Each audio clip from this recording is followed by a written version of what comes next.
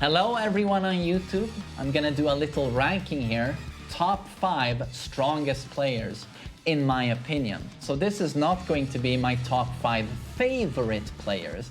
This is me trying to stay as objective as possible, no bias, and just going like, who are the strongest players right now?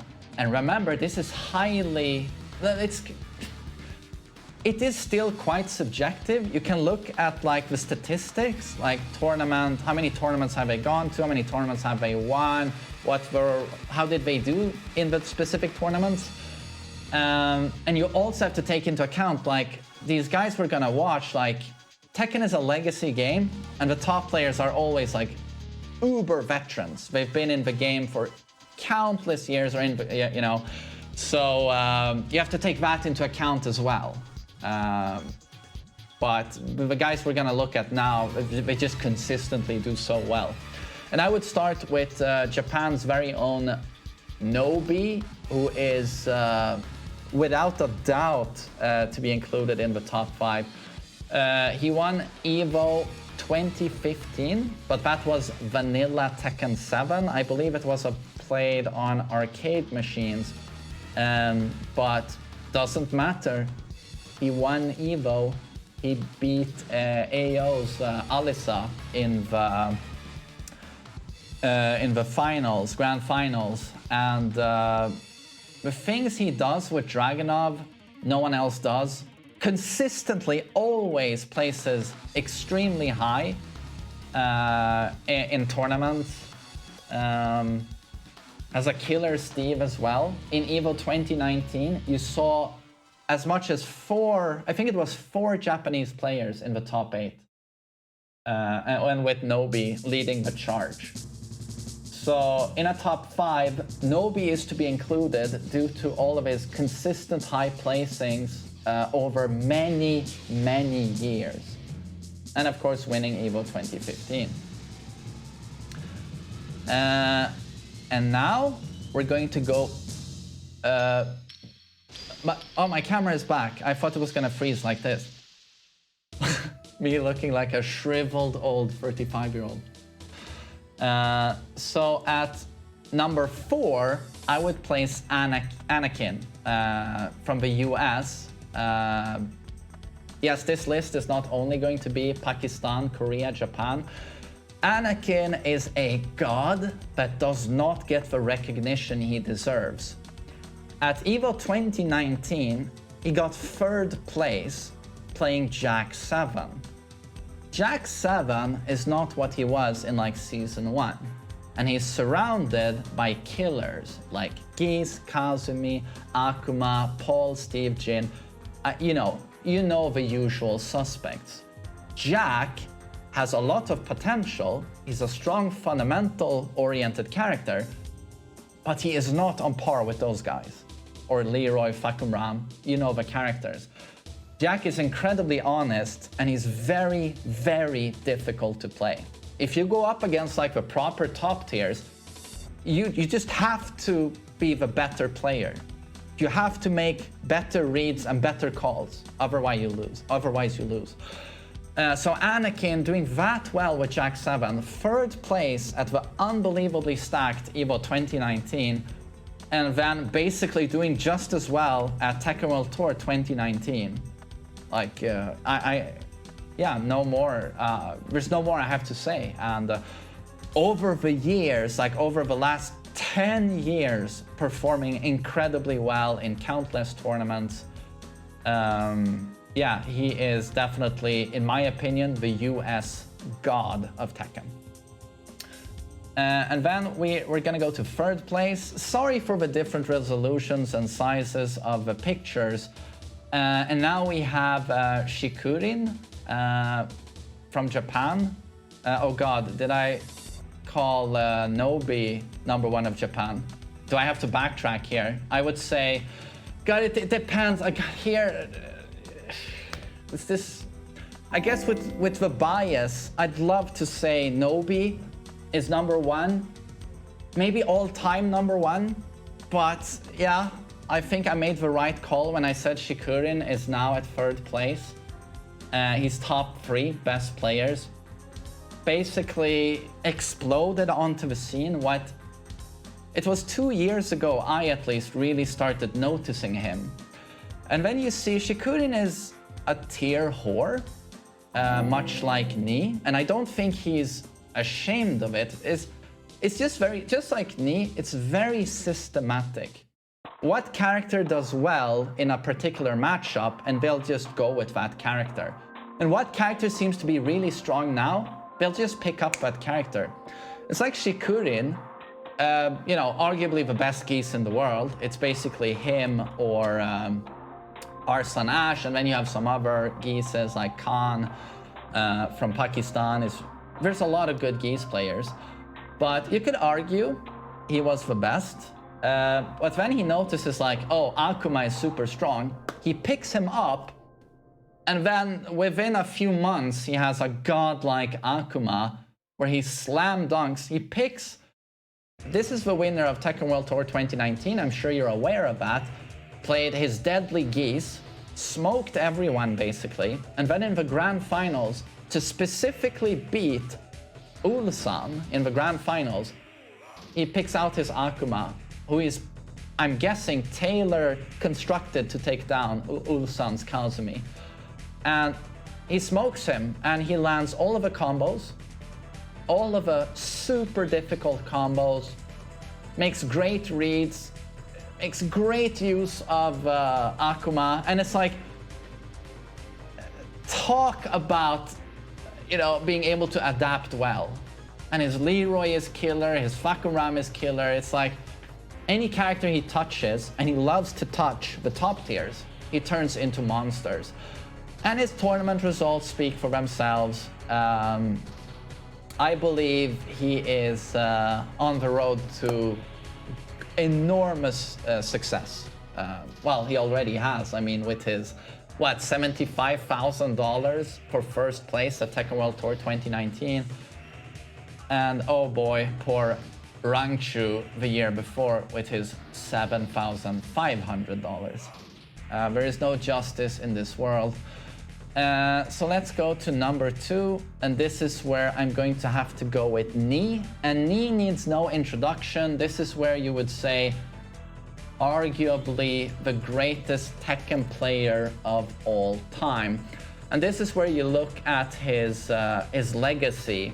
I believe he started with Tag 1, and then Tekken 4 started to make a name for himself, but then Tekken 5, it's like, I still remember in 2005 is where, at least in the Swedish community, word really started to go around regarding his Brian. And you watch his crazy execution today, and you're like, oh god, he just does taunt jet upper into triple knees, into down back 2, throw them onto the wall, does a frame perfect wall combo into tech catch, you know, with taunt. And you're like, oh my god, you know, I can tell he's been playing for, you know, 20 years, you know, look at that execution. I can tell you that 15 years ago, in 2005, the execution was just as crazy. So, yeah, way back then, he did the craziest shit imaginable in matches. And he was a Mishima expert 15 years ago, Brian expert, Steve, you know, picked up countless characters. And his tournament wins over the years are too many to describe. And then he had sort of a slump with Tekken 7 at the start.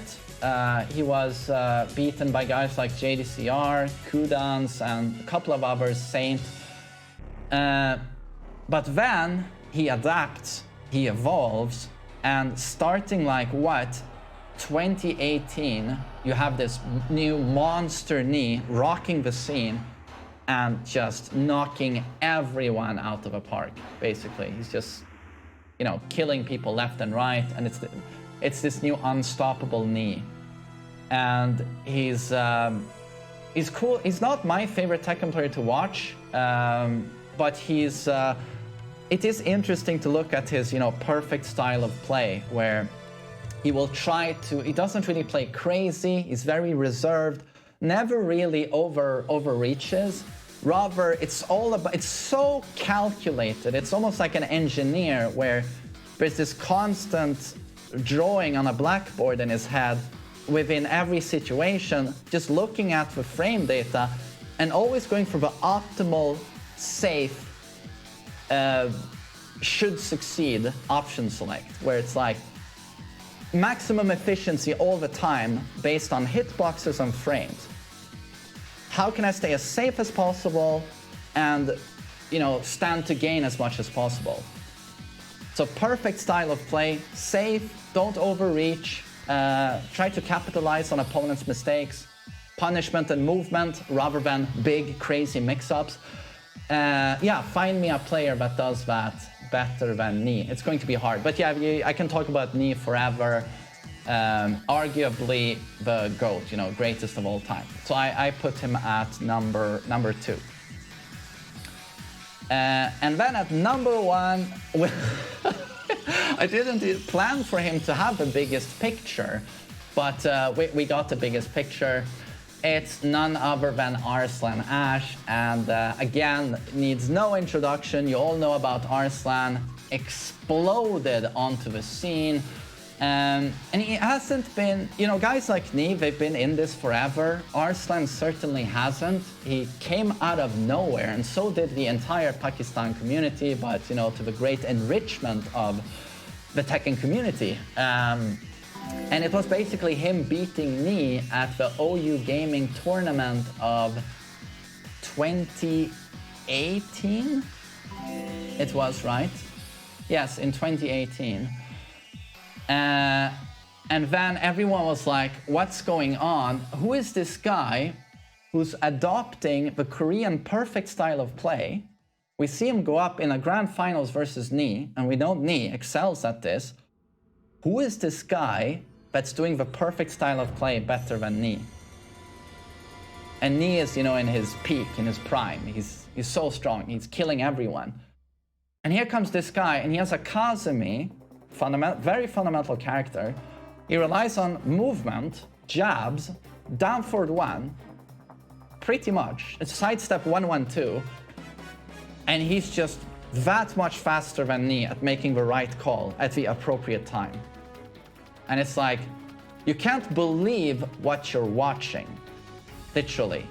And everyone starts thinking like, Ni had a bad day. Ni was tired, he had probably traveled a lot. Ni was in a slump. That just does not happen to Ni. He does not get outplayed in such a way. Because this certainly was not someone going crazy with Katarina, Kuma, doing a crazy, you know, flowchart-based sequence and catching Ni off guard a few too many times. No, this was someone like perfect style of play, outplaying Ni. So that's what made it so hard to believe. And then, of course, he goes to EVO Japan. And this is where everyone's like, it was no fluke. Did he lose a single set? Oh, he lost to, was it Boa? Did he lose to Boa's Kazuya? I think that's the only set he lost early on in the tournament. Everyone else, like all of the great Koreans, he just smoked everyone. And that's where, at least for me, I realized like, okay, we have a new god and we have many monsters in Pakistan. People are going to be at, like they could be on par with Arslan, but they're not going to be far off, because you do not get to this, you know, strength level without sparring with some, you know, really talented people. And then, you know, say no more, history writes itself almost. He goes to Las Vegas in August of 2019, and he wins that EVO as well, wins both EVOs back to back, and again, and this time, he did not lose a single set at EVO 2019, Las Vegas. He did not lose a single set. He beat everyone. 2,000 players, all of the best players in the world, the people I've mentioned so far on the list, Ni, Anakin, Nobi, Shikurin, everyone was there. And he beats them all. And since then, I think he has had sort of a character crisis considering how much Guy's changed, one of his mains, and how much Kazumi has been nerfed. Probably much due to how well he's been performing, I think definitely. So Kazumi has been hit hard, Guy's was changed a lot.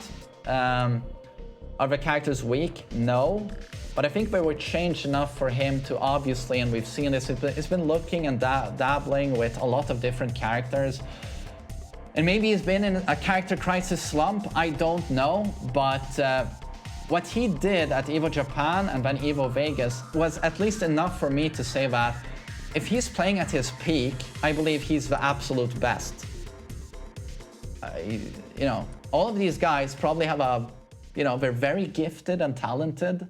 They're very clever, very smart. But I think that guy, yeah, I think it's like genius level what he did at EVO. Yeah, I'm gonna be that warm with my words. I just think he has the brain I described that Ni has. I think he has the same thing. He's just constantly calculating every situation and the frames. What's the optimal? How do I stay as safe as possible? And he just does it unbelievably fast. Really fast. But he's also young, right? He's like early 20s, I don't know. But yes, that would be my my top 5 players currently of Tekken and why. So I hope you enjoyed listening to me and I hope you all have a great day. Take care.